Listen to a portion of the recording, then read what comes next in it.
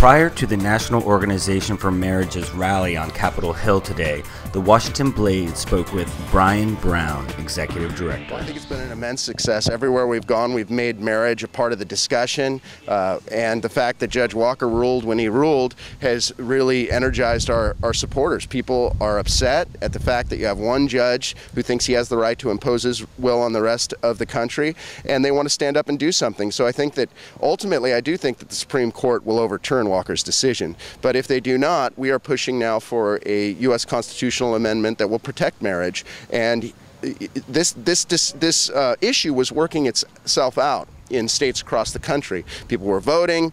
At some points, courts were forcing this on states. But now the question has really been nationalized. And so ultimately, apart from a resolution at the Supreme Court level, we're going to be pushing and fighting for a U.S. constitutional amendment protecting marriage. It's not typical for voters to vote on whether or not certain laws should be passed. Why do you think that this is a voter right?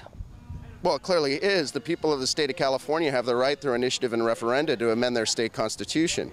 Unless you accept what Judge Walker has just stated, which that out of thin air he's created a right based on the 14th Amendment to redefine marriage, which we don't, then obviously the people of this country have the right to stand up and protect marriage.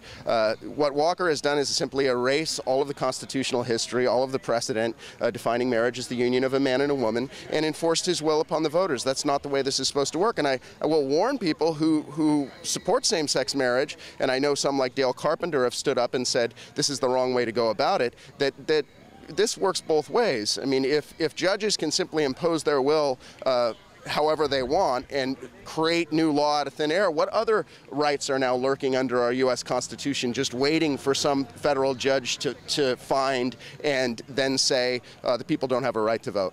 Now, do you feel that gays and lesbians do not have the right to choose a partner and to be committed to that partner for their lives?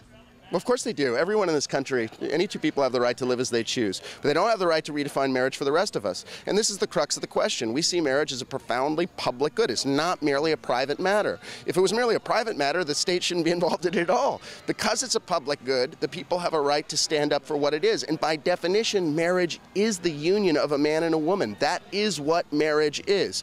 All of the arguments Walker makes could equally well be made for polyamory, polygamy, whatever you want. What if I say I love 3, 4, or 5 people? Should I be denied my quote-unquote civil right to marry? It doesn't make sense. Marriage is, by its definition, the conjugal union of a husband and wife. The reason it's based on two is because it unites the two great halves of humanity, male and female, together. What Walker has done is basically say gender itself is an artifact from the past. We don't believe that. So the notion that somehow people who stand up for marriage as the union of a man and a woman are hateful or bigoted or discriminating is simply wrong. Marriage is, by its definition, the union of a man and a woman. And what we are doing is maintaining what is its core definition. We don't want that to be altered to something that marriage cannot be. Reporting from the district, this is Steve Fox with the Washington Blade.